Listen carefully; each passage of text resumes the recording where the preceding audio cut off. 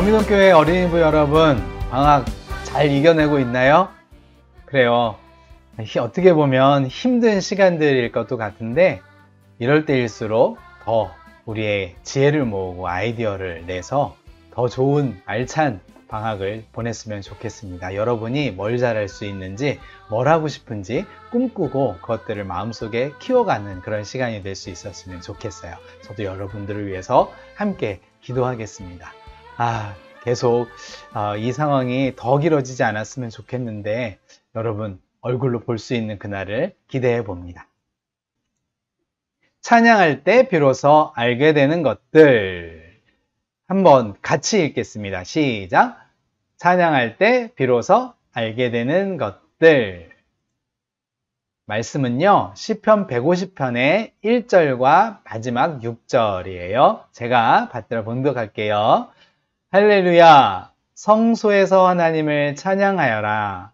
하늘 웅장한 창공에서 찬양하여라. 숨 쉬는 사람마다 주님을 찬양하여라. 할렐루야. 시편 150편은 시편의 마지막 장인데요. 1절에 할렐루야로 시작해서 6절 마지막에도 할렐루야로 끝나네요. 시편의 전체 마지막이 할렐루야 하면서 하나님을 찬양하라는 뜻이잖아요. 칭찬하고 하나님을 노래하라는 뜻인데 그런 말로 시편은 마무리하고 있답니다. 오늘 우리가 나눌 달달 말씀은 이사야서 43장 21절 말씀이에요. 이 백성은 내가 나를 위하여 지었나니 나를 찬송하게 하려 함이니라. 이사야서 43장 21절 말씀. 함께 다시 한번 우리 또박또박 달달 말씀 읽어보겠습니다. 시작! 이 백성은 내가 나를 위하여 지었나니 나를 찬송하게 하려 함이니라. 아멘. 네, 오늘 달달 말씀이었고요. 자, 오늘 소개할 사람은 파니 크로스비라는 여자분이세요. 이분 얼굴을 보니까 좀 어때요? 이상하죠? 사진이 좀 이상하죠? 그죠? 안경을 썼는데 안경이 누가 이렇게 장난해 놓은 것처럼 안경에다 까맣게 이렇게 하니까 무서워 보이는데 왜 이렇게 됐을까요? 누가 사진에다가 이렇게 칠한 게 아니고 이분은 시각장애인이셨어요. 눈이 안 보이시는 분인데 이분을 왜 소개하냐면 오늘 말씀은 찬양에 대한 말씀이에요. 우리가 8월 달은 예배에 대해서 나누는데 지난주에는 삶으로 드리는 예배, 우리의 예배, 어디서든지 예배를 드릴 수 있다라는 말씀 함께 나눴는데 그 예배에 대해서 우리가 예배의 부분인 찬양, 또 기도 이런 것들이 있잖아요. 네, 거기 중에서 찬양이 예배다라는 그런 내용을 나누려고 하는데 이분은 찬양에 대해서 정말 유명한 분이고 중요한 분이에요. 왜냐하면 우리가 알고 있는 찬송가, 여러분은 잘 모르죠? 복음성가만 부르니까 우리 예배에서 많이 부르는 어른들이 부르는 찬송가 있잖아요. 그게 거의 한번 630, 40장까지 막 있는데 그 중에 22곡이나 이분이 쓴 곡이 있어요. 이분이 원래 찬송은 8,000곡이나 썼었대요. 대단하죠. 그런데 이분의 인생은요, 우리가 볼 때는 별로 그렇게 아름다워 보이지 않는 되게 힘든 그런 시간들을 살아온 분이에요. 그런데 그런 분이 찬송을 많이 썼다라는 거, 그게 좀 신기하잖아요. 함께 이분에 대해서 좀 알아보려고 그래요. 이분은 태어난 것이 1820년에 태어났어요. 그러니까 지금부터 한 200년 전이에요. 엄마, 아빠, 이렇게 아이를 낳고 아이가 크로스비가 6살 정도 되었을 때 병원에서 의사 선생님이 의료 실수가 있었나 봐요. 그래서 시각을 잃게 되었었대요. 어렸을 때부터 초등학교도 못 들어가서 그죠? 그 나이에. 그런데 그쯤에 또 네, 아빠가 돌아가셨어요. 어렸을 때 아빠도 돌아가시고 눈도 안 보이고 어떡해요? 굉장히 힘든 어린 시절을 살았는데 엄마 혼자서 아이를 기르고 있었고 힘들게 가난하게 그래서 살 수밖에 없었는데요. 그럼에도 불구하고 이 크로스비는 희망을 놓지 않는 놀라운 능력이 있었어요. 왜냐하면요. 네.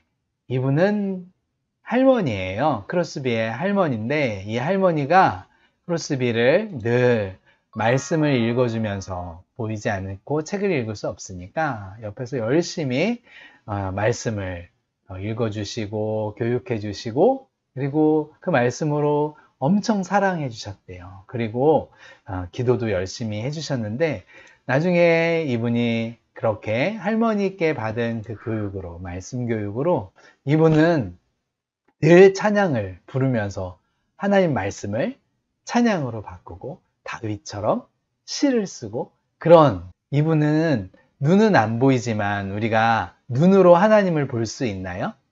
아니죠. 그런데 똑같이 하나님을 볼 수는 없지만 이분은 눈으로 보이지 않는 영의 눈으로 하나님을 보는 방법들을 더 많이 알았던 것 같아요. 그래서 그 하나님이 어떠한 분인지를 더 많이 노래하고 하나님에 대해서 이야기하고 하나님을 사랑하고 그분을 높여드리는 노래들을 많이 만들었다고 합니다. 우리 크로스비는 스스로 자기가 이렇게 사람이라고 얘기했어요. 저는 이 세상에서 가장 행복한 피조물이에요. 어떤 사람들, 아니 세상의 모든 피조물들 중에서도 내가 제일 행복하다고. 눈이 안 보이는데도요. 그럼에도 불구하고 하나님을 보는 눈을 가졌기 때문에 그 하나님을 알고 노래할 수 있는 찬양을 부를 수 있는 자신이 제일 행복하다고.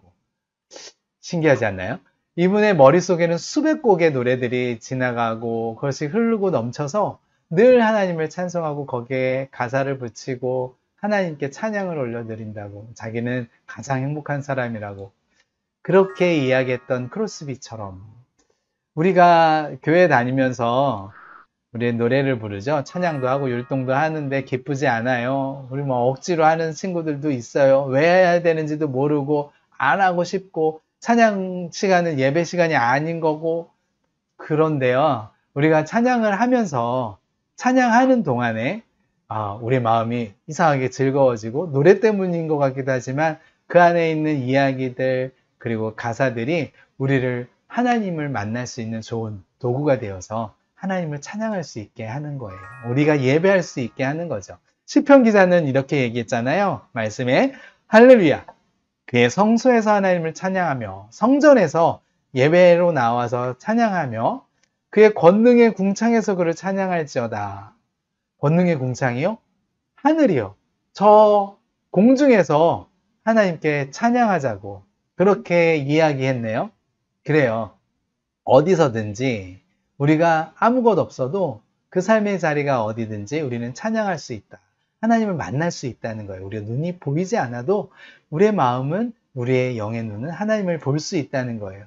이 시편을 기록한 사람이 다윗 왕이었어요. 이분은 시편의 절반 이상이 이분이 지은 시예요. 노래예요. 성전에서 성가대가 노래를 했고요. 수많은 사람들이 역사 동안에 수천 년 동안 그 시를 노래하면서 찬양했어요.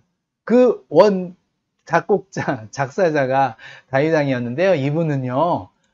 늘 행복할 때만 노래 부른 게 아니에요. 슬플 때, 외로울 때, 들판에서 늑대에게 쫓겨서 막 그런 시간에도 노래를 부르며 하나님을 만날 수 있었어요. 힘들 때, 외로울 때, 가난할 때, 아무도 알아주지 않을 때 나는 하나님이 있으니까 하면서 하나님께 이야기하고 노래하고 하나님을 찬양했던 사람이에요.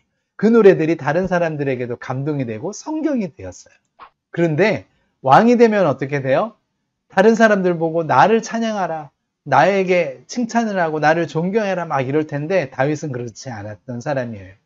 나의 진정한 왕은 우리의 진정한 왕은 하나님이니까 하나님을 노래하고 하나님을 이야기하고 하나님께 나아가자. 그렇게 노래했던 다윗 왕. 어려울 때나 아니 왕이 되어서 제일 1에 높은 사람이 됐을 때에도 하나님을 늘 찾는 그런 다윗처럼 우리는 언제나 찬양하는 사람이에요. 왜냐하면 이사야서 우리 달달 말씀에 이야기했던 것처럼 이 백성은 내가 나를 위해서 지었다. 하나님이 이야기하신 거예요. 하나님이 하나님을 위해서 지었는데 왜요? 하나님의 찬송을 부르게 하기 위해서. 찬송을 부르게 하면 어떻게 되는데요? 하나님이 좋다고요? 아니요. 그 하나님을 만나면서 우리가 좋아지니까 하나님과 우리가 함께 행복하기 위해 하나님이 우리를 지었다는 거예요. 하나님은 하나님을 찬송하는 것, 하나님을 즐겁게 하는 것, 하나님을 즐거워하는 것, 우리가 하나님을 즐거워하면 그것이 찬송이라는 거예요. 하나님을 만나는 거예요. 찬송은 그래서 몇 가지 중요한 점이 있어요. 보세요. 첫째는 우리는 하나님께 마음으로 표현하는, 우리 마음을 표현하는 거예요. 힘들어요. 하나님 짜증나요. 하나님 불만스러워요. 왜 이래요? 이런 이야기를 하나님께 하는 것도 하나님은 찬양으로 우리의 마음을 받아주신대요. 와, 그런가요? 그러면 우리에게 위로를 주시고 우리의 마음을 알아주시고 우리에게 다가오시는 하나님을 만날 수 있대요. 둘째는요, 하나님이 어떤 마음을 가지고 있는지 찬양 안에서 만날 수 있대요. 찬양을 부르다 보면 하나님이 이런 분이구나를 알게 되는 거예요. 그래서 우리가 찬양을 하는 거거든요. 그래서 찬양 시간도 중요한 예배 시간이에요. 찬양을 부르다가 하나님을 알게 되고 하나님을 만나게 되는 거예요. 기도하면서 우리의 기도가 곡조를 가지고 찬양이 되면서 그렇게 하나님을 만나는, 그게 찬양이라고 그러네요. 셋째, 하나님께서는 찬양하는 우리의 마음을 보신대요. 우리 춤추고 막 웃고 떠들고 노래하고 노래 잘 부르고 율동도 잘하는 거, 그걸 보시는 게 아니고 우리 마음이 얼마나 정성스럽게 하나님께 나아가려고 하고 하나님을 즐거워하는지, 하나님을 기쁘게 여겨지는지 그 마음을 보신대요. 우리가 즐겁지 않고 하나님을 별로 싫어하고 그런 마음이 있다면 찬양이 안 되겠죠. 하나님이 지금도 우리 코로나 시간이지만 이 시간에도 우리와 함께 하셔서 우리 곁에 계시고 우리를 이겨나가게 해주신 하나님 믿습니다. 이 시간에 더 어려울수록 노래하고 찬양하고 하나님을 생각하고 그 하나님께 예배하는 저와 여러분이 되기를, 힘있는 그런 방학기간 사시기를 축복합니다. 기도하겠습니다. 하나님, 우리에게 찬양의 놀라운 예배의 도구를 주셔서 감사합니다. 우리가 날마다 하나님을 생각하고 그 생각을 우리가 노래로 부르고 우리의 마음을 하나님께 올려드리고 우리의 마음속에 다가오신 하나님을 만나는 찬양의 사람이 될 수 있도록, 예배자가 될 수 있도록 인도해 주세요. 힘 주시고 함께 해주세요. 찬양의 도구 삼아주세요. 예수님의 이름으로 기도합니다. 아멘. 네, 여러분 한 주간도 승리하시고 불평, 불만 있으면 하나님께 다 얘기하세요. 하나님께서 그 속에서 하나님의 마음을 알려주시고 만나주실 거예요. 힘냅시다. 화이팅! 또 우리 다음 주에 만날게요. 안녕.